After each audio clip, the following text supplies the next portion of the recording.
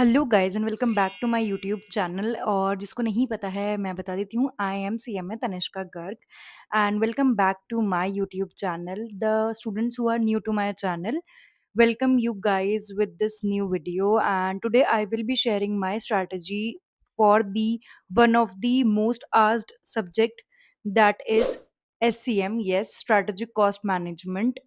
Group 3 का ये last subject है we are talking about today. तो आज मैं सारी अपनी स्ट्रैटेजी बताने वाली हूँ, जो भी मैंने अपने टाइम पे फॉलो करी थी, जिसकी वजह से मैं बहुत अच्छे मार्क्स से पास हो गई थी। तो बात कर लेते हैं एससीएम के बारे में। देखो, मेरे पास बहुत सारे डाउट्स आ रहे हैं कि एससीएम कैसे पढ़ना है, कैसे क्या करना है। So here I go sharing my strategy. तो पहली बात तो भाई वही मेरी ओजी लाइन, जो मैं हर वीडियो में बोलती हूँ, आज भी बोल रही हूँ। एक डायरी और एक पेन लेके तैयार रहना, क्योंकि इस वीडियो में बहुत सारी चीज़ें हैं जो आपको नोट करनी चाहिए एज़ पर माय रिकमेंडेशंस। तो बात कर लेते हैं कि डायरी और पेन तो तुमने ले लिया है, अब उसमें लिखोगे क्या? देखो, सबसे पहला स्टेप होता है, या तो आपने उन लोगों ने, मैंने देखा है ज़्यादातर लोग यही गलती करते हैं, एंड में जाकर जब 1 महीना रह जाता है, 15 दिन रह जाते हैं, तब जाके एबीसी एनालिसिस देखते हैं। Stop that biggest mistake which you people are doing. There are n numbers of teachers of each subject, they are posting ABC analysis। लेकिन अगर आपको फिर भी चाहिए कि मैंने जो ABC एनालिसिस किया था उसकी भी अगर आपको प्रॉपर एनालिसिस चाहिए, तो मुझे बता देना कमेंट में, मैं इस सब्जेक्ट के लिए भी ले आऊंगी। So talking about ABC analysis. ABC analysis से क्या होता है ना, कि जो चीज़ मुझे एंड में जाके पता चलती है कि अरे यार, ये चैप्टर तो इतना इंपॉर्टेंट ही नहीं था, उस चैप्टर पे सोचो मैंने इतना ज़्यादा टाइम इन्वेस्ट कर दिया है, तो वो रिग्रेट फील होता है। ठीक है, मान लेते हैं कोई चैप्टर से 1 या 2 क्वेश्चन आता है, वो भी 1 या 2 नंबर का। तो क्या एक टीचर ने जस्ट बिकॉज़ उसे सिलेबस पढ़ाना है, उसे तो पूरा सब्जेक्ट कंप्लीट कराना है ना, उसको वो तो बाउंड है पढ़ाने के लिए। उस पर्टिकुलर टीचर ने क्या किया, 1 से 2 लेक्चर लिए उस पर्टिकुलर, या फिर मैं कहती हूँ 2 लेक्चर मिनिमम लिए उसने, ठीक है? तो अगर 2 लेक्चर लिए यानी कि 2 से मिनिमम 2 घंटे का तो लेक्चर होगा ही होगा। 4 घंटे आपके बर्बाद हो चुके हैं, एक ऐसे टॉपिक को आपने पढ़ा है जिस टॉपिक से शायद 1 या 2 मार्क्स आते। वहीं अगर आप ऐसा कोई टॉपिक समझते जिससे अच्छा ज़्यादा वेटेज ऑफ मार्क्स आता, तो आप लोग के लिए भी दिक्कत नहीं होता। आप लोगों को भी लगता कि नहीं यार, हम सही चीज़ पढ़ रहे हैं, इसमें हमारा टाइम भी अगर लग रहा है तो अच्छी चीज़ है। समझ रहे हो? तो इसलिए मेरा ये मोटिव ही यही है, एबीसी एनालिसिस पे मैं इतना ज़्यादा फ़ोकस इसीलिए कर रही हूँ, क्योंकि देखो, इंस्टीट्यूट ने मेरे टाइम पे अराउंड 3000 अराउंड बच्चे पास किए थे, इस बार उन्होंने 4000 बच्चे पास किए, तो इंस्टीट्यूट पास कर रहा है जेन्युइनली। लेकिन आप लोग क्या मिस्टेक कर रहे हो, वो ये देख लो वीडियो, इससे तुम्हें पता लग जाएगा। क्योंकि जो एक स्मार्ट स्टडी का माइंड होता है ना, मैं देख रही हूँ, मैं इतने लोगों से बात करती हूँ, इतने लोगों का मेरे पास बच्चों का मैसेजेस आता है कि मैम दीदी ये बता दो कि यहाँ पे हमने क्या मिस्टेक करी। तुम्हें खुद को पता है कि तुम लोग क्या मिस्टेक कर रहे हो। I am talking to the people who have given exams and even to the people who are going to give exams in December 2026। तो आप लोग जो मिस्टेक्स करते आए हो अभी तक, यानी कि प्रैक्टिस ना करना, सिर्फ ओरली पढ़ लेना है, और मार्क्स क्वेश्चंस इतने ज़्यादा, मैं वैसे दिखाने वाली थी इस वीडियो में कि मैंने कितने सारे क्वेश्चंस प्रैक्टिस किए थे, कि मेरे कितने पेजेस भरे थे। मतलब ये तो मैं सिर्फ लूज़ पेजेस की बात कर रही थी। और उसके अलावा जो वो होते हैं ना, क्या बोलते हैं, कॉपीज़, कॉपीज़ की तो मैंने कोई गिनती नहीं करी है कि कितने भरे थे, ठीक है? तो मैं बस ये बोलूँगी कि प्रैक्टिस एक ऐसी चीज़ है, प्रैक्टिकल सब्जेक्ट में it is very, very important कि आप हाथ से लिख-लिख के क्वेश्चन सॉल्व करो। और टॉकिंग अबाउट द स्ट्रैटेजी, तो सबसे पहला स्टेप आपके लिए यही होगा कि डायरी मेंटेन करो, और डायरी में सबसे पहले जाके एबीसी एनालिसिस लिखो, तो तुम्हें एक आइडिया होगा कि तुम्हें कौन से चैप्टर्स पहले रिवाइज़ करने हैं, ठीक है? तो मान लेते हैं तुमने एबीसी एनालिसिस कर लिया, तुमने फिगर आउट कर लिया। तो मेरे अकॉर्डिंग तो मैं ये 2 पार्ट में है, एससीएम और क्यूटी। तो मैं कहूँगी कि क्यूटी पे ज़्यादा ध्यान देना, क्योंकि क्यूटी के चैप्टर्स ऑलमोस्ट ईज़ी हैं, ठीक है? एक नेटवर्क डायग्राम को छोड़कर आई बिलीव कि ऑलमोस्ट सारे जो चैप्टर्स हैं वो मैनेजेबल हैं, उनके क्वेश्चंस आपको ईज़िली बन जाएँगे एग्ज़ाम्स में। तो मैं तो यही बोलूँगी कि क्यूटी पे अच्छे से फ़ोकस करो, अच्छे से कैप्चर करो, मतलब कि 50 मार्क्स का आता है तो कोशिश करो उसमें 35 30 प्लस तो एटलीस्ट स्कोर कर पाओ।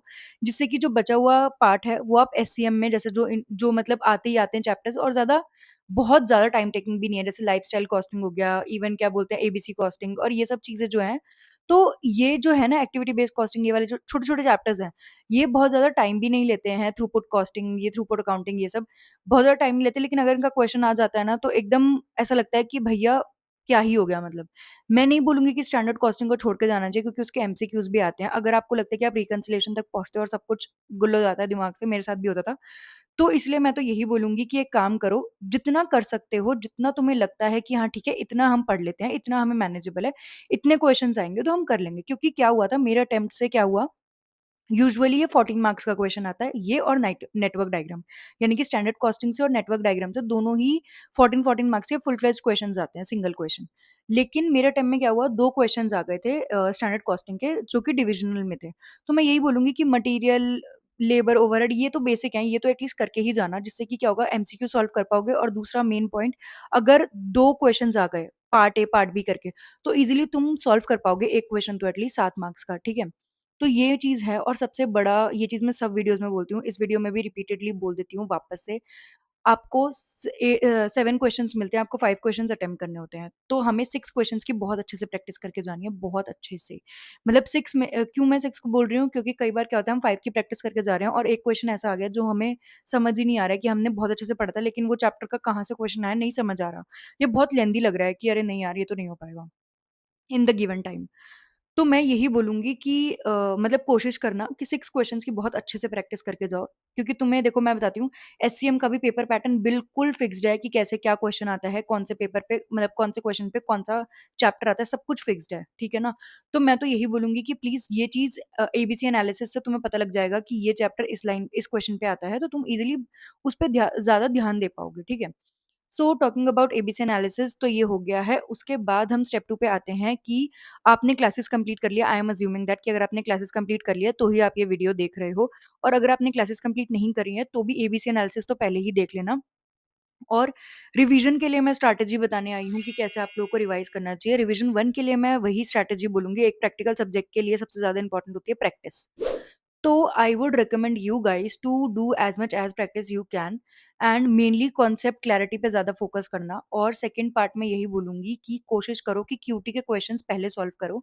क्यूटी के क्वेश्चंस पे ग्रिप बनाओ, जिससे कि क्या होगा कि क्वेश्चंस इजीली जल्दी-जल्दी तुम सॉल्व कर पाओगे। हाँ, सबसे बड़ा डाउट मेरे पास एक ये आता है कि मैम हमारा पेपर छूट जाता है। पेपर कैसे छूट जाता है?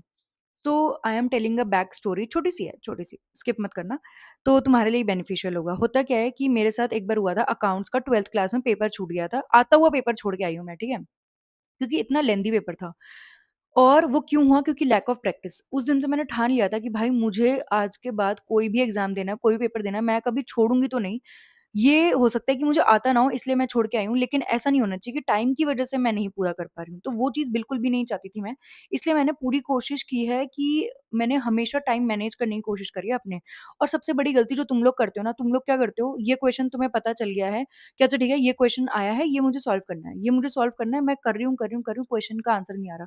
तो भाई छोड़ दो उस क्वेश्चन को उस पॉइंट ऑफ टाइम के लिए, leave that question and jump to the next question, उस नेक्स्ट क्वेश्चन को सॉल्व करो। हाँ, एक सबसे बड़ी चीज़ मैं आपको बताने वाली हूँ, 15 मिनट जो तुम्हें स्टार्टिंग में रीडिंग टाइम मिलता है, वो तुम्हारे लिए बहुत इंपॉर्टेंट है, बहुत ज़्यादा। उसी टाइम में एमसीक्यू चाहे देखो चाहे मत देखो, बट वो 7 क्वेश्चंस को बहुत अच्छे से स्टडी कर लो। 2 से लेके 8 तक जितने भी क्वेश्चंस हैं, उन सबको अच्छे से स्टडी करो, और जो तुम्हारे लिए तुम्हें बेस्ट लगते हैं क्वेश्चंस, उनको मार्क कर लो। और सबसे इम्पोर्टेंट, जो तुम्हारे लिए सबसे बेस्ट है, मतलब तुम्हें लगता है कि इसका क्वेश्चन का आंसर अगर मैं लिखूँगा परफेक्ट होगा और मेरे को बिल्कुल सोचना नहीं पड़ेगा, ना मेरा टाइम वेस्ट होगा, कुछ भी नहीं होगा, तो उस क्वेश्चन को सबसे पहले जाकर अटेम्प्ट करो। क्योंकि क्या होता है, अगर तुम भी हो, तुम अगर चेक कर रहे हो, मान लो कॉपी, ठीक है? तुम्हारे पास पहले ही कॉपी ऐसी आती है जिसमें तुम आंसर मैच कर रहे हो, और तुम्हारा मतलब जो तुम्हें को सजेस्टेड आंसर मिला और तुम्हारे पास बच्चे की कॉपी है, और तुम देख रहे हो अरे यार इसका आंसर तो बिल्कुल सही है, तो तुम टिक कर देते हो। अगर ऐसे ही शुरू के 2-3 क्वेश्चंस आपके सही हो जाते हैं ना, तो टीचर के अंदर एक मेंटालिटी आ जाती है कि हाँ, शायद इस बच्चे का ये आंसर भी सही होगा। तो कई बार गलत आंसर भी इंसान को सही मार्क्स दे जाता है, क्योंकि टीचर के अंदर एक मेंटा भाई तुम्हारी एक तो बुक है नहीं उसके पास, एक तो आंसर शीट है नहीं, वो मल्टीपल आंसर शीट चेक कर रहा है, तो उसके पास नहीं है इतना टाइम कि वो एक-एक आंसर अच्छे से पढ़ेगा। बट ऑल्दो स्टेप मार्किंग मिलती है, सब कुछ मिलता है, बट कोशिश करो ऐसे क्वेश्चंस को पहले पिक करो जो तुम्हारे बिल्कुल एकदम दिमाग में छपे हुए हैं, जिनका आंसर तुम्हें लगता है कि गलत हो ही नहीं सकता है। तो ऐसे क्वेश्चंस को ज़्यादा टारगेट करो, मेरे मेरे उसमें तो यही ओपिनियन रहेगी तुम्हारे लिए। उसके अलावा रिवीजन कैसे करना है वो अब डिस्कस कर लेते हैं, सबसे इम्पोर्टेंट। रिवीजन के लिए मैं तुमसे यही बोलूँगी, मान लेते हैं तुमने कोई क्लासेस लिया है पर्टिकुलर टीचर से। मैं टीचर का अपने, तुम चाहते हो तो मैं नाम बता देती हूँ। मैंने सतीश जलान सर की क्लासेस ली थी एससीएम के लिए। आप किसी भी टीचर की क्लासेस ले सकते हो मार्केट में। I am not even here to promote any of the teachers, but मैंने क्लासेस ली थी, मुझसे पूछा जाता है कमेंट में, आपने किस टीचर को रेफर किया, किस टीचर को रेफर किया? इसलिए I am just telling you कि सतीश जलान सर की मैंने क्लासेस ली थी। और उसके अलावा अगर आपको किसी भी टीचर की क्लासेस लेनी है, please go and check their demos. Demo जिसका अच्छा लगे आप उसकी क्लासेस ले सकते हैं। टॉकिंग अबाउट रिवीजन वन के अंदर हम क्या करने वाले हैं, सबसे पहले आपने जो भी चैप्टर्स पढ़े हैं उनके टीचर्स ने नोट्स बनवाए होंगे, ठीक है। नोट्स बनाने से पहले क्यूटी स्टार्ट करते हैं। क्यूटी थोड़ा क्या होता है, ईजी होता है, ठीक है। तो क्यूटी से क्या होता है ना, जब हम कुछ ऐसा पढ़ रहे होते हैं ना जिसका हमें आंसर आ रहा होता है, जिसके हमारे आंसर्स आ रहे होते हैं, हमारा कॉन्फिडेंस अलग लेवल पे जाके शूट करता है, ठीक है। तो इसलिए मैं ये बोलती हूँ कि जो चैप्टर्स ईजी हैं उनको पहले रिवीजन करो। हाँ भाई, मेरे साथ तो ये भयंकर चीज होती थी। जब भी मैं रिवीजन करने बैठी थी ना, मुझे इतना आलस आता था, इतना ज्यादा मुझे लगता था कि काश यार ऐसा नहीं हो सकता कि मैं और लेक्चर देख लूं, ऐसा नहीं हो सकता कि मैं और लेक्चर देख लूं, मुझे रिवीजन ना करना पड़े। मैं रिवीजन से भागती थी, यस। और पता नहीं क्यों यार मुझे बहुत आलस आता था वही चीजें वापस पढ़ने में, कि अरे यार पढ़ा तो था, अरे यार पढ़ा तो था। ये चीज़ मेरे साथ होती थी बहुत ज़्यादा। तो मैं तो तुम लोग को यही रिकमेंड करूँगी कि ऐसा कुछ भी फ़ील करते हो ना, तो प्लीज़ मुझसे बात कर लेना, मेरे को डीएम कर देना। मेरा लिंक्डइन भी देख देती हूँ, इंस्टाग्राम भी भेज देती हूँ। प्लीज़ जाके उस पे मेरे को रीच आउट कर लो, 5-10 मिनट मुझसे बात कर लो। लेकिन यार रिविज़न करना बहुत ज़रूरी है, बहुत ज़्यादा। रिविज़न बहुत अच्छे से करना। मेरे साथ भी होता था, बट मैं क्या करती थी, वो मैं एंड में बताऊँगी, ठीक है? तो होता क्या है कि आपको रिवीजन स्टार्ट करना है। जो भी टीचर की आपने क्लासेस ली हैं, अगर आपके उसके नोट्स से आपको रिकॉल हो रहा है तो बहुत अच्छी बात है। लेकिन अगर आपको रिकॉल नहीं हो रहा है तो गो फॉर समवन जिसके आपने क्लासेस ऑलरेडी ली हुई है। उनका उनके उनके कॉन्सेप्ट्स आपके दिमाग में होंगे ऑलरेडी, ठीक है। ब्लरिश होंगे बट होंगे। उनका यूट्यूब पे जाओ, यूट्यूब पे जाकर उन्होंने रिवीजन बहुत अच्छे से डाल रखा होगा, तो सारे उनके रिवीजन लेक्चर्स देखो। मान लेते हैं आपने क्यूटी का लीनियर प्रोग्रामिंग चैप्टर स्टार्ट किया। लीनियर प्रोग्रामिंग में आपने क्या किया, उसका पूरा कॉन्सेप्ट रिवाइज कर लिया। उसके बाद या तो आपके टीचर ने पूरा इंस्टीट्यूट का मैट कवर कर रखा होगा, पास्ट या पेपर्स वगैरह सब कुछ कवर कर रखे होंगे, तो गुड फॉर यू। वो जाकर उनके जितने भी क्वेश्चंस हैं, इंपॉर्टेंट नॉन इंपॉर्टेंट, सारे करने हैं। यस, फर्स्ट रिवीजन में हमें सारे क्वेश्चंस हाथ से लिख कर करने हैं। आपको टाइम देना पड़ेगा गाइस। अगर आप टाइम नहीं दोगे ना तो फिर ऐसे मार्क्स नहीं आ पाएंगे, ठीक है। तो आपने वो रिवीजन कर लिया है, उसके बाद आपको एक-एक क्वेश्चन हाथ से लिख कर करने हैं और हाथ की हाथ इंपॉर्टेंट क्वेश्चंस मार्क करने हैं। देखो, एक तो ये तरीका हो गया कि इंपॉर्टेंट क्वेश्चंस मार्क कर लिया। और एक शॉर्टकट बता रही हूँ, थोड़ी-सी मेहनत तुम्हारे लिए बढ़ेगी, लेकिन मैं जेनुइनली बता रही हूँ, तुम एग्ज़ाम टाइम में मेरे को थैंक यू बोलोगे कि दीदी ऐसा कुछ आपने बताया ना, मतलब ये तो मतलब मास्टर ब्लास्टर था। तो मैंने अपने टाइम पे एक चीज़ की थी, मैं क्या करती थी कि अगर मैंने 2 से 3 मटीरियल फ़ॉलो किया, मान लेते हैं मैंने सतीश जालान सर की बुक फ़ॉलो की, मैंने स्टडी मैट फ़ॉलो किया, मैंने वर्कबुक फ़ॉलो करी, मैंने हाँ, ठीक है, मैंने पास्ट ईयर पेपर अगर किए तो चलो वो भी हो गए, ठीक है। तो मैंने मान लेते हैं 4 मटीरियल मैंने फ़ॉलो किए हैं, तो चारों मटीरियल का मैंने क्या किया, पहले क्या कहते हैं, चैप्टर्स के सारे नाम लिख लिए, जितने भी चैप्टर्स थे। और उसके आगे मैंने ऊपर लिखा हेडिंग में, जैसे सतीश जालान सर की बुक, उसके बाद मैंने लिखा स्टडी मैट, उसके बाद मैंने लिखा इंस्टीट्यूट की वर्कबुक। और ऐसे करके जितने भी मटेरियल्स मैंने फॉलो किए थे उन सब का मैंने नाम लिख दी गई।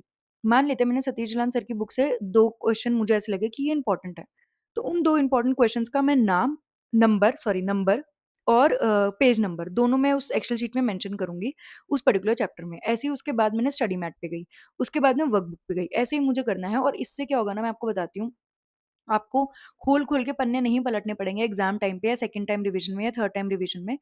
तो तुम्हें पता लग जाएगा कि अच्छा ठीक है, ये यहाँ पे है, इस पेज पे मुझे ओपन करना है, ये क्वेश्चन मुझे फॉलो करना है, ये क्वेश्चन मुझे सबमिट मतलब रिवाइज़ करना है, ठीक है? तो इससे क्या होगा, तुम्हारा काम एंड टाइम पे जो होता है ना वो बच जाता है। तो यही तुम्हें करना है और सेकंड टाइम रिवीजन में तुम्हें ऑलरेडी कॉन्सेप्ट्स रिवाइज़्ड होंगे, तो तुम्हें ज़्यादा टाइम नहीं लगेगा कॉन्सेप्ट रिवाइज़ करने में। येस, बट क्वेश्चन्स को सॉल्व करने में बहुत अच्छे से टाइम देना है। सेकंड टाइम रिवीजन करनी है, सेम तरीके से क्वेश्चन्स और कट डाउन हो जाएँगे। और ऐसे करते-करते आप थर्ड रिवीजन पे आ जाओगे और थर्ड रिवीजन पे भी आप बहुत सारे क्वेश्चंस तक कट डाउन हो चुके होंगे। आपको लगेगा यही इंपॉर्टेंट क्वेश्चंस है, इन्हें मुझे देखना पड़ेगा वापस एग्ज़ाम टाइम पे। और देखने का मतलब ये बिल्कुल भी नहीं है कि एग्ज़ाम टाइम में भी आप सिर्फ़ देख रहे हो।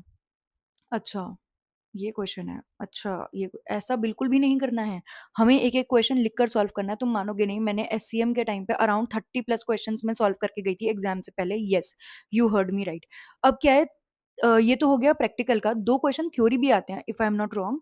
एससीएम में 2 थ्योरी के क्वेश्चंस भी आते हैं, तो थ्योरी के क्वेश्चंस को कैसे टैकल करना है देखो, मैं तुम्हें बिल्कुल भी नहीं बोलूँगी ये चीज़ कि थ्योरी को अटेम्प्ट मत करना। जब हमारे पास कुछ नहीं होता है, तो थ्योरी ही बचाती है, समझे? तो देखो यार क्या होता है, ये चीज़ सच है, तुम भी मानोगे ये बात कि अगर थ्योरी में तुम कुछ भी लिख कर आओगे, तो इंस्टीट्यूट तुम्हें 2 से 3 नंबर देगा ही देगा, कि बच्चे को एटलीस्ट नॉलेज है। लेकिन अगर आप प्रैक्टिकल क्वेश्चन गलत करके आते हो, वो भी फर्स्ट स्टेप से, तो ऑब्वियस सी बात है, फर्स्ट स्टेप से अगर क्वेश्चंस गलत करके आओगे तो तुम्हें मार्क्स कैसे मिलेंगे? तब तो वो ज़ीरो ही देगा तुम्हें, समझ रहे हो? तो अगर तुम्हारे को लगता है कि कोई क्वेश्चन उतना कॉन्फिडेंट नहीं है, तो go for theory. Her paper में मैं यही बोलूँगी, जिसमें थ्योरी प्रैक्टिकल है, थ्योरी को अटेम्प्ट करके जाना। कोशिश करना कि थ्योरी अटेम्प्ट करो, अगर क्वेश्चन फँस जाते हो तो। मतलब इम्पोर्टेंट नहीं है अटेम्प्ट करना, लेकिन अगर तुम्हें लगता है कि तुम फँस सकते हो किसी क्वेश्चन में, टाइम वेस्ट होगा, तो प्लीज़ गो फॉर इट। और थ्योरी कैसे पढ़ना है वो भी मैं बता देती हूँ। थ्योरी में क्या करना, पास्ट ईयर में जितने भी क्वेश्चंस आए हैं उन सबको पढ़ लेना। यस, मैं नहीं बोलूंगी पूरा पूरा चैप्टर उठा के मॉड्यूल से पढ़ो, बिल्कुल भी नहीं बोलूंगी, क्योंकि practical is our main motive. QT और एससीएम बहुत सारे चैप्टर्स हैं, तो जो मेजर हाई वेटेज चैप्टर्स हैं उन पे फॉलो हमें करना है, ना कि हमें टाइम वेस्ट करना है बहुत ज्यादा थ्योरी पे। दो क्वेश्चन थ्योरी के आते हैं 7-7 नंबर के, और कुछ एमसीक्यूज आते हैं। तो approximately I would say 16 to 18 marks का अगर थ्योरी आता भी है, मैं कहूँ, तो उसको कैसे पढ़ना है, स्ट्रेटेजिकली पढ़ना है, स्मार्टली पढ़ना है। देखो, हार्ड वर्क हर कोई बता देगा कैसे करना है, लेकिन हमें हार्ड वर्क के साथ साथ स्मार्ट होना पड़ेगा, तभी हम या तो रैंकर बन पाएंगे, या एग्जामिशन लेकर आ पाएंगे, या पास हो पाएंगे। समझ रहे हो? तुम्हें क्या करना है वो तुम देख लो भैया। तो मैं तो यहाँ पे स्मार्ट स्ट्रेटेजी बताने आई हूँ कि हार्ड वर्क के साथ स्मार्ट कैसे बन सकते हो तुम लोग, जैसे मैं बनी थी और पास भी हो गई थी फर्स्ट अटेम्प्ट में। तो सबसे पहले जितने भी, मान लेते हैं अगर तुम्हें फर्स्ट चैप्टर की थ्योरी पढ़नी है, सबसे पहले फर्स्ट चैप्टर का स्कैनर खोलो। किसी के पास अगर स्कैनर नहीं है मुझे बता देना, थ्योरी के बहुत ज़्यादा क्वेश्चंस नहीं आए हैं अभी तक।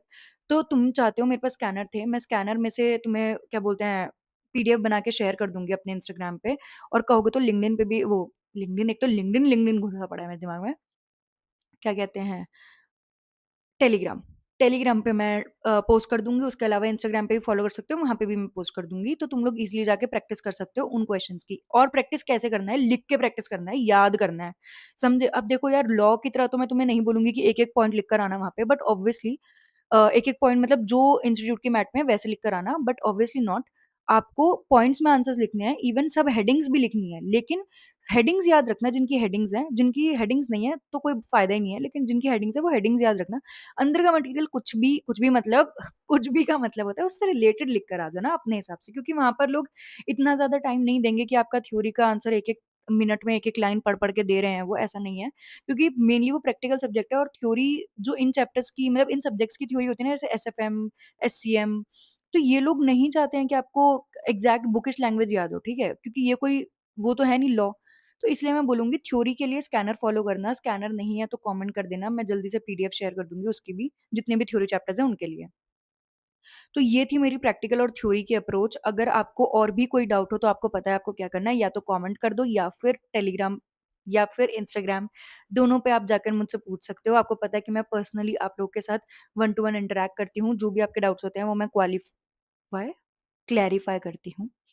तो अगर आपको ये वीडियो अच्छी लगी हो, इन्फॉर्मेटिव लगी हो, तो आपको पता है आपको क्या करना है। Do like this video, do comment and subscribe to my channel for more such kind of videos. और आपको कोई भी और डाउट हो तो आपको पता है आपको क्या करना है। And I will see you in the next video. Bye bye.